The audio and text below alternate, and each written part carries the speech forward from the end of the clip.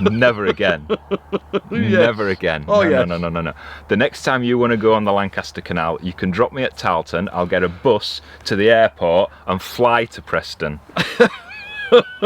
It was fab. It was not fab. It was. But we're here, we survived it, we're back in Rufford. And we had loads of questions from you lovely viewers, people on Twitter and Instagram and Facebook, all about the Ribble Link. So we're going to answer a few of them before we give you our top 10 tips on how to survive the Ribble Link.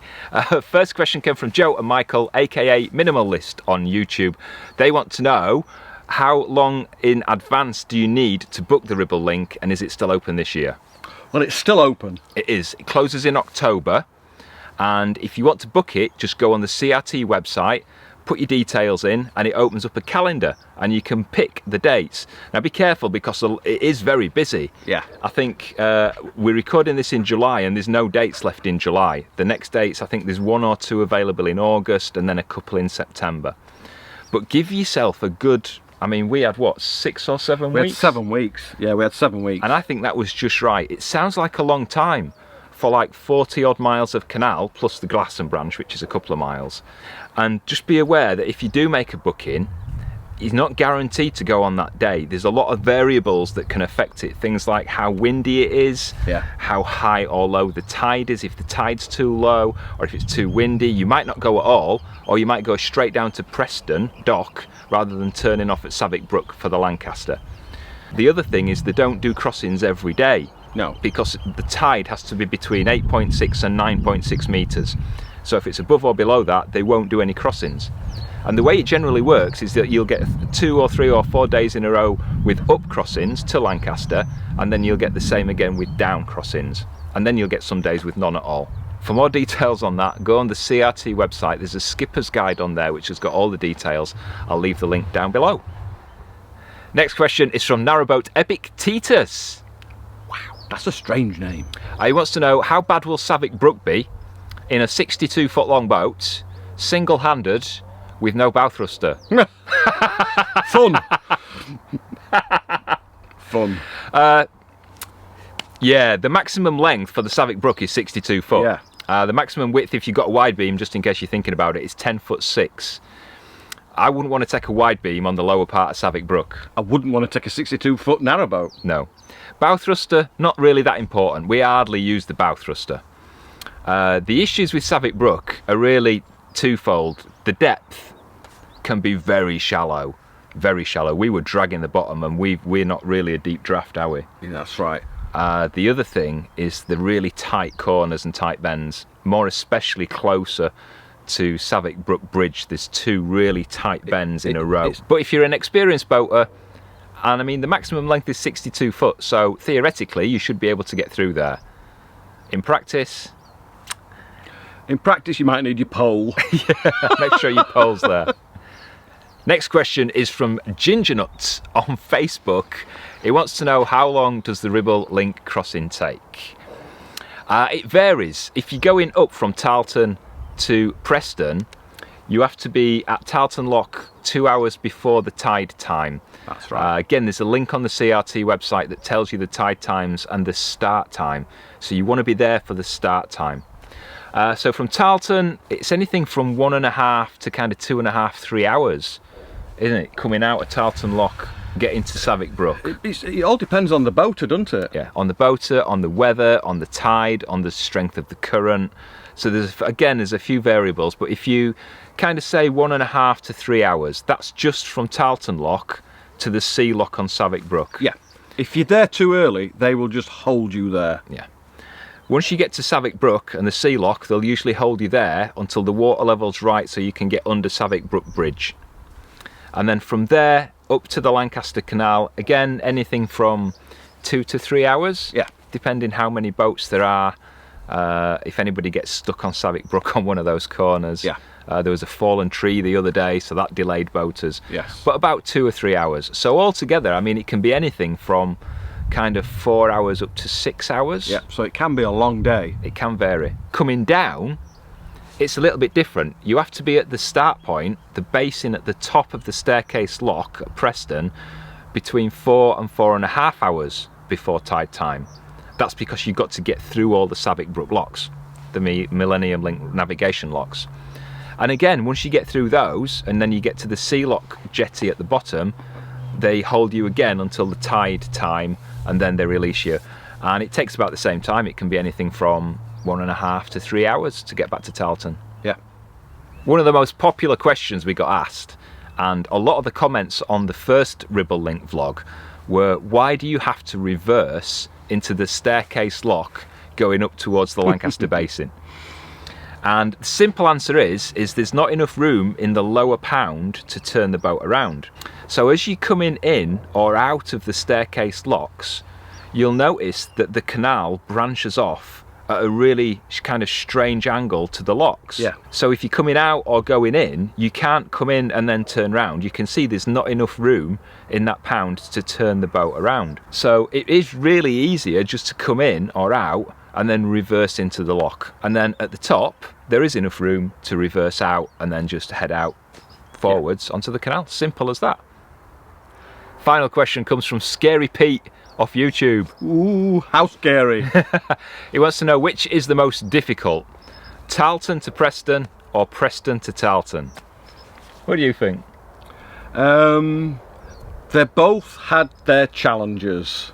Tarleton to Preston, you had to fight the current head on.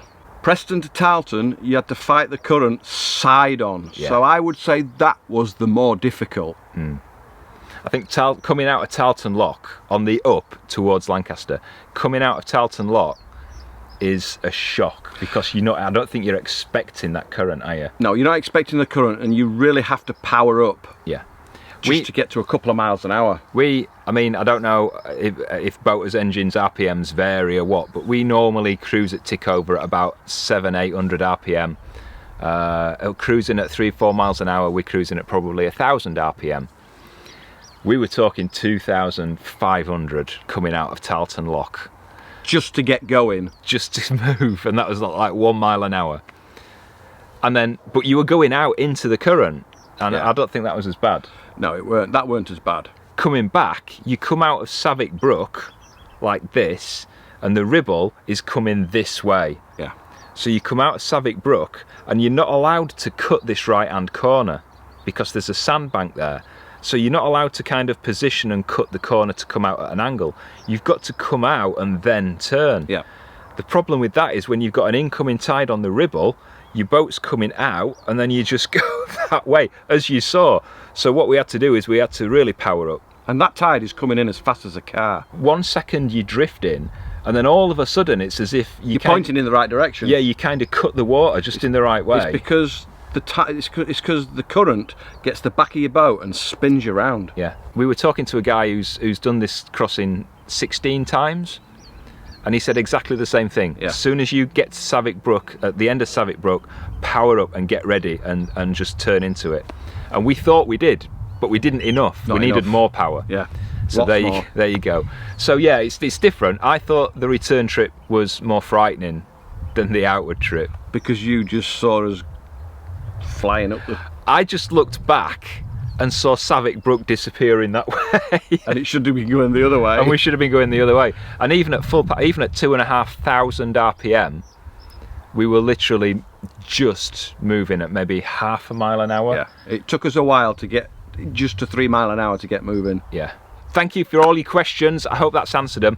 If you've got any more, just drop them in the comments down below. As you know, we do try and answer every single comment on our vlogs, and we'll do our best to answer it if you've got any more questions about the Ribble Link. If we've inspired you to try crossing the Ribble Link, here are our top 10 tips on how to survive it.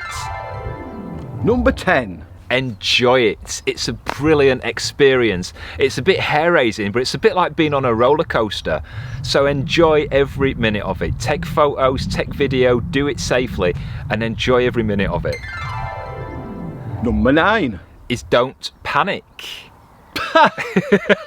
Naturally, I'm a stress head, so I am going to panic. And it was a new experience that I've not done before.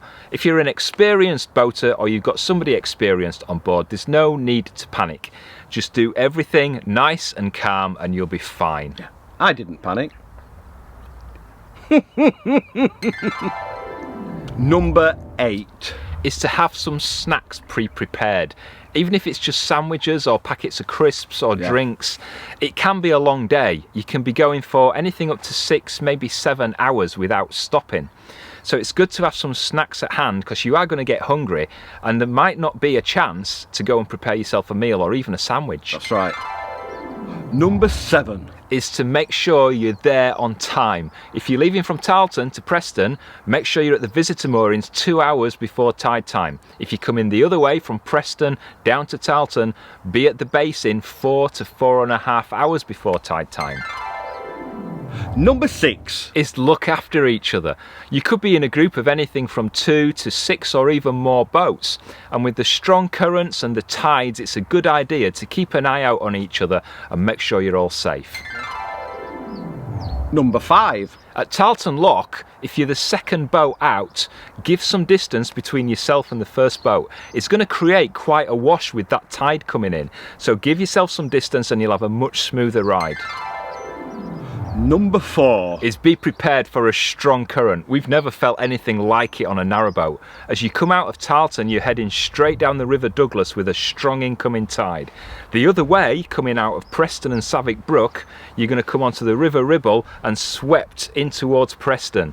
Be ready. Number 3. Make sure you've got all your emergency equipment ready. Mobile phones charged up and switched on. Save the numbers for the CRT and Preston emergency so that you can get in touch with them if you need them. Make sure your anchor is out and ready and tied, ready to deploy. Make sure you've got your life vests ready on yourself, anybody else on the boat, and your pets too. Number 2 is to do your engine checks before you leave. There's nothing worse than having to deploy that anchor right in the middle of the River Ribble on a strong incoming tide. Just a few moments checking your engine could save you a lot of trouble later. Number 1 What the? And the most important, although it doesn't sound like it, does it? The campus one then, is listen to the CRT. Yes. The staff are there for a reason, not just to help you through the locks, lazy, but they're there to give you advice on how to safely get through the Ribble Link. Listen to that advice and act upon it. And there we are. They are our top 10 tips on how to survive the Millennium Ribble Link. If you've liked this vlog, give it a thumbs up, subscribe if you're not already, hit the bell and YouTube will let you know every time we release a brand new vlog. Leave any questions or comments or feedback down there. And if you're interested in becoming a Patreon of the Foxes Afloat, details are coming up soon. We will see you next time. Take care. Bye-bye. See you later. Bye.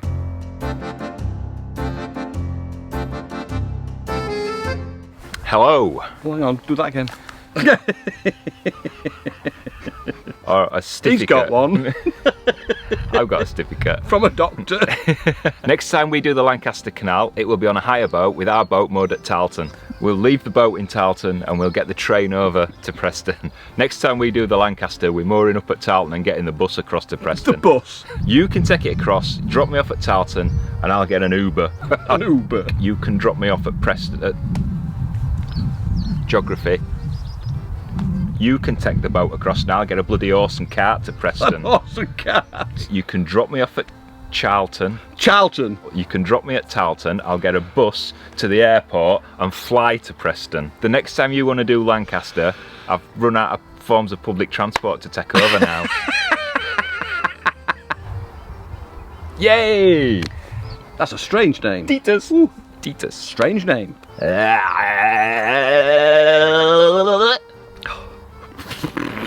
Ready? Final question comes from... Got it out my system. No, we're not even going to use that. Innit? It's mine, innit? Because it's yours. Mine doesn't.